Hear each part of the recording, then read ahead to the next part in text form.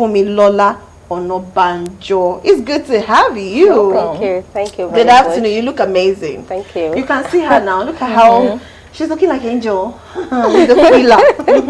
Thank you very much. Good afternoon. Welcome Good to the show. afternoon. Thank you so much for coming. Thank you. Yes. All right. Of course, aside that, we'll quickly go for a first. Will you go for a tip? No, let's go for an event. Let's go watch one event because it's Friday. So we're putting ourselves, we're getting up for the excitement that comes with the weekend. So let's go for this event and we come back. So of course, hear Funmilola's success story. Stay with us.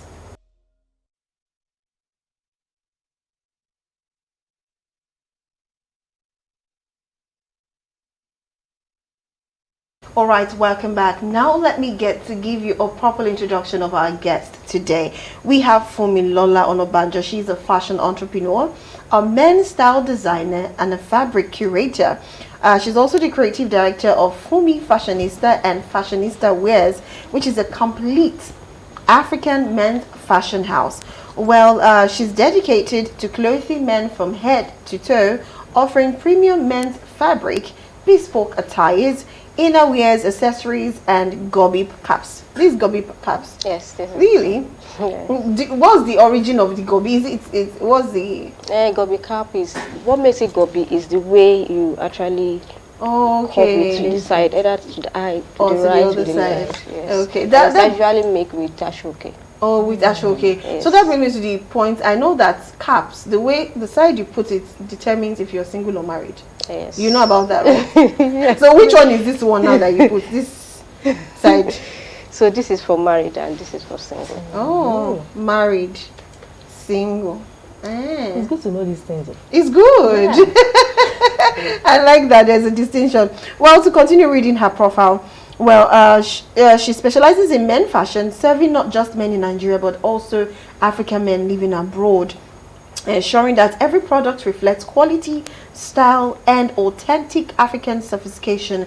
She carefully picks the fabrics, the accessories, and everything. Now, beyond the design, Funmilola is recognized for her entrepreneurial vision, managing her brands with professionalism and a commitment to excellence. She continues to innovate, inspire, positioning her brand as a leading name in contemporary African men's fashion. It's not only men, it's men are saying here. She also designs for women if you want something like this. It's good to have you once again. Thank you so much for joining.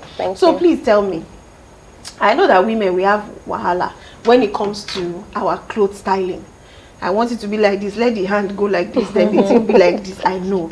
But why did you decide to choose men fashion? What is your story? Okay, so basically when I started my fashion journey, if somebody have told me that I would niche down to men, I would be like, no, I don't think so.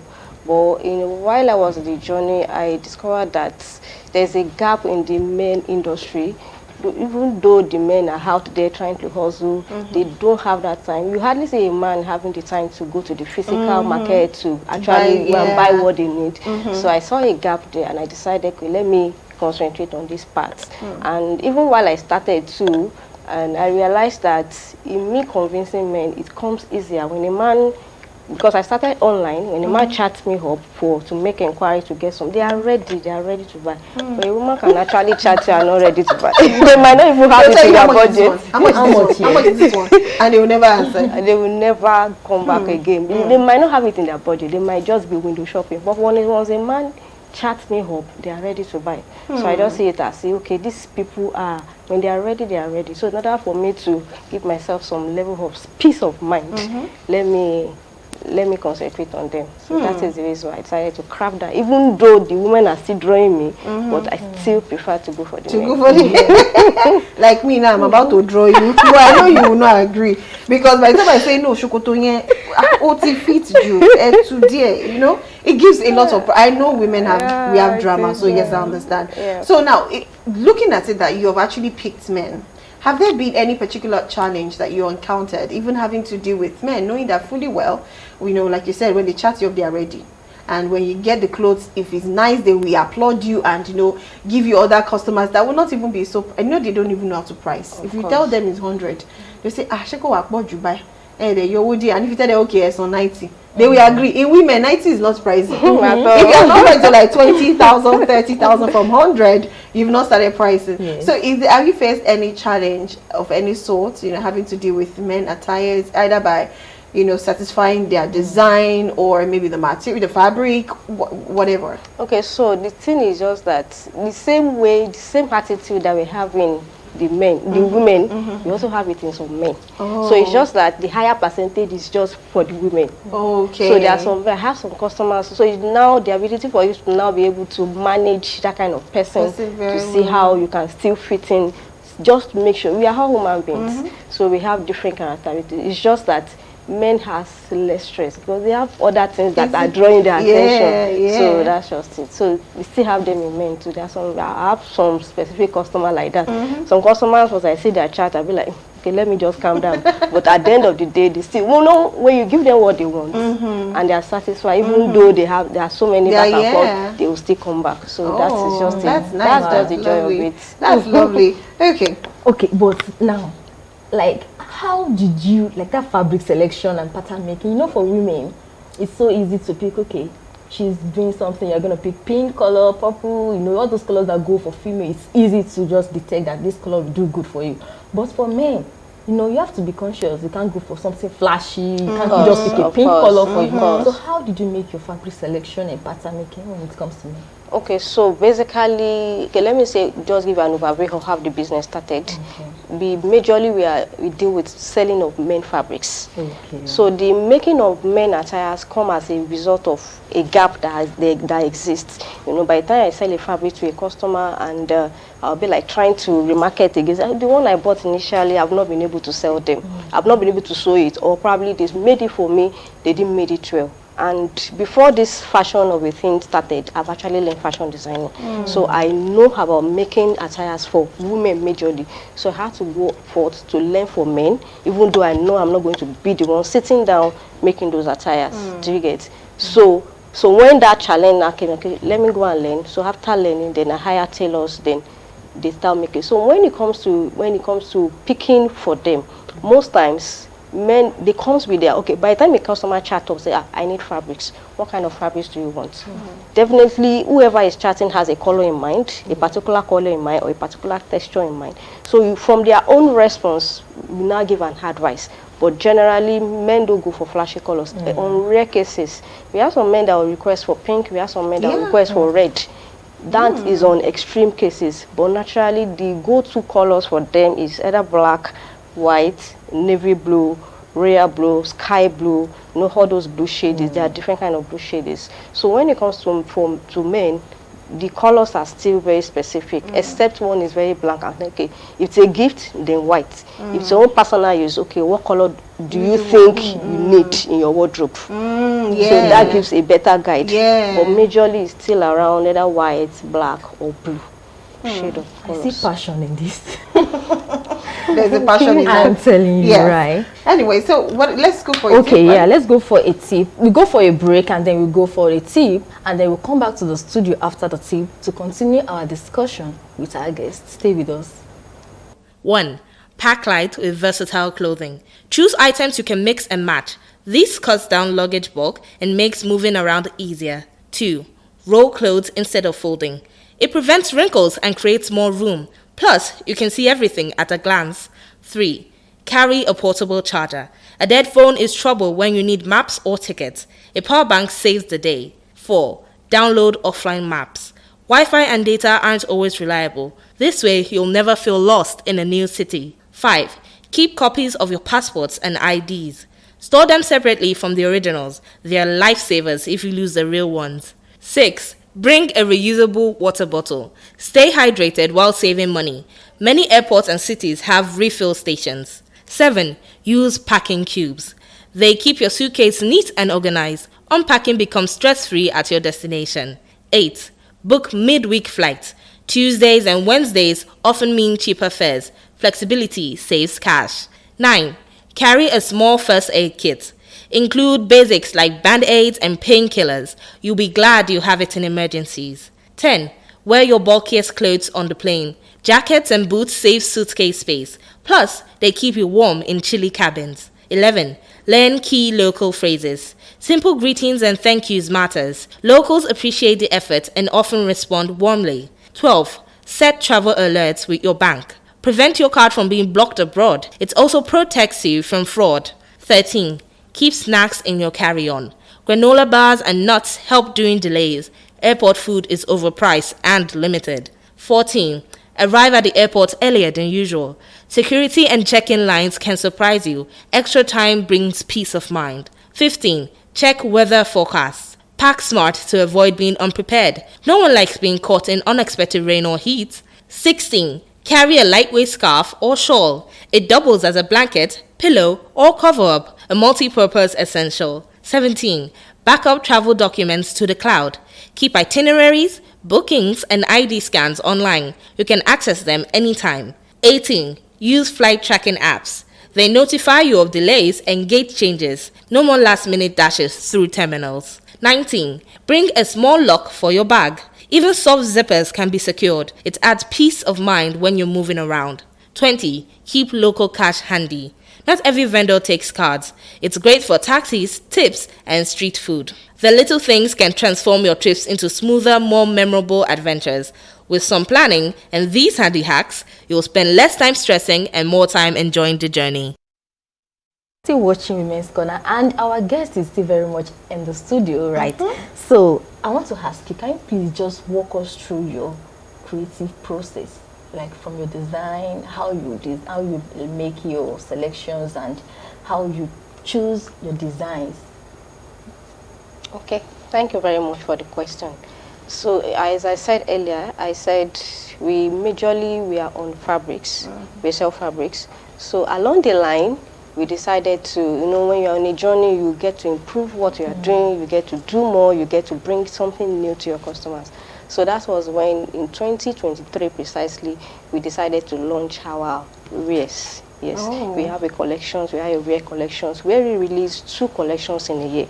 And most times it's always very limited, because once I see my collection outside, I know this is from me. This is from you. So, and it is not so much. So once the collection finish, then that's all. They will create another one. So twice in a year. So what brings about it is, number one, there's something I want to maintain. I want to maintain the fact that I want to always, my collection must always bring out the culture, the African culture specifically. So what I look into is, okay, what kind of fabrics do we want to use for these collections? What kind of design do we want to bring into it? So most of our collections has the actual designs on it. Then I also want to bring a personal touch into it. So most times when it comes to personal touch, what I did this year specifically is I did a blink attires. The attires that we released this year has to do with stones, rhinestones, original one, not just stones. Oh shit! So because I want to be able to, at every point in time, when you are selling something, you should be able to sell it with your full chest. Yes. So once you are doing that, so even by the time you are giving, there will be value for what you are giving out to your customers. So I put in a personal touch, make sure it is culture, trying to still promote the African culture, and that is the reason why most times our customer outside Nigeria, they are always very eager to have it, because it is we Nigerians might be seeing it as in might not be giving it the kind carriage, but over there they always want to go appreciate it and always want to go for it. So that is what we look into for every collections that we bring out, and it is just twice in a year. Twice in a year. Is the way you said rhinestone. It's not anyhow rhinestone. It's the original. APK is plenty. I like that part, because there's another thing. Is the fact that, you see, it's because you know what you're using. It's because you know the quality of what you're giving to your clients. That is why you're able to say it with full chest. So you even made us understand that, see, I'm not playing here. I'm doing strictly business. Good business. And I like that. And I know very well that when you project something quality, people that know quality, that appreciate quality, would always go for it, and they will not price it, because they know what you're giving to them is quality. Well, anyway, let's go for a commercial break, and right after that commercial break, we'll come back, and of course, maybe 1 or 2 questions. Then she released her social media handles for those who want to have original rhinestone on their attires. We'll be right back. Imagine lovely meals you can cook with these ingredients. You spend heavily, but no guarantee of a tasty meal. Not making a right choice of seasoning cube can ruin your meal, money, and confidence. For a tasty meal, do not compromise. Choose gold. Use Terra Gold for the rich, consistent taste your loved ones crave for. Good for soups, stews, and jollof. Terra Gold. 1 cube, endless possibilities.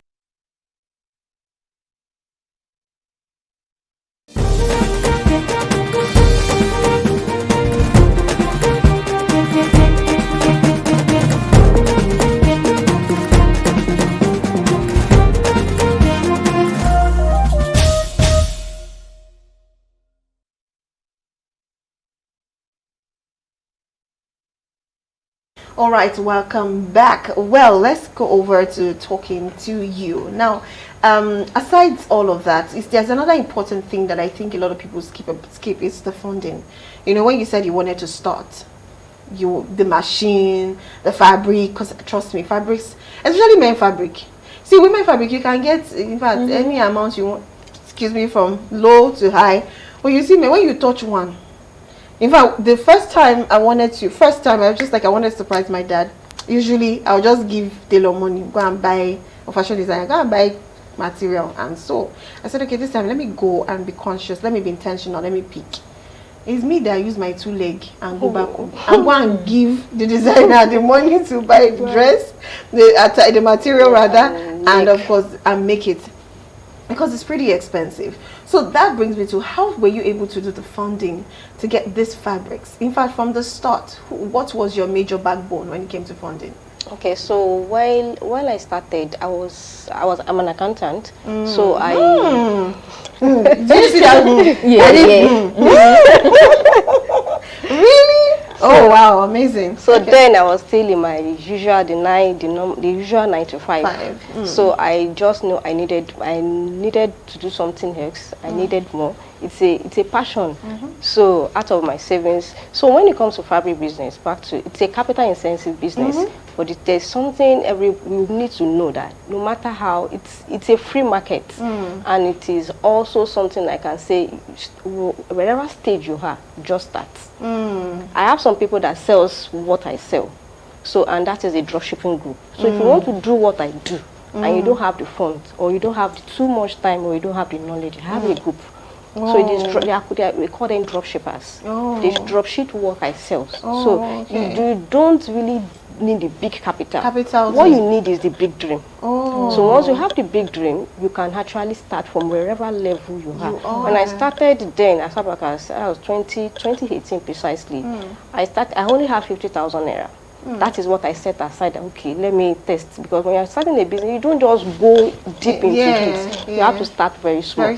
Then you now decide to get big along the way. So I started with just 50,000. Even the 50,000, I didn't use it. When I get to the supplier I wanted to buy from, she didn't have what I really wanted. So at the end of the day, I picked just 4 fabrics from there, and I came back home. Even that 4 fabrics, at the end of the day, I still went back there to return it because it didn't meet the specification of what I wanted at the end of the day, before I now go out again to now source for another set of fabric. So if you have to start, you don't need to start with big capital. Okay. Start with whatever you have on hand. Then you now decide to, you don't spend your profits, your capital. You don't spend it. You reinvest it inside the business. You invest it until when the business now stabilizes. Then you can now decide that okay, I want to be paying myself salary. Then at the same time, even though you are paying yourself salary, that doesn't mean, even the business is big, that doesn't mean you now have to dip your hand into the business at the same time. So that's wow. I actually agree, because a lot of guests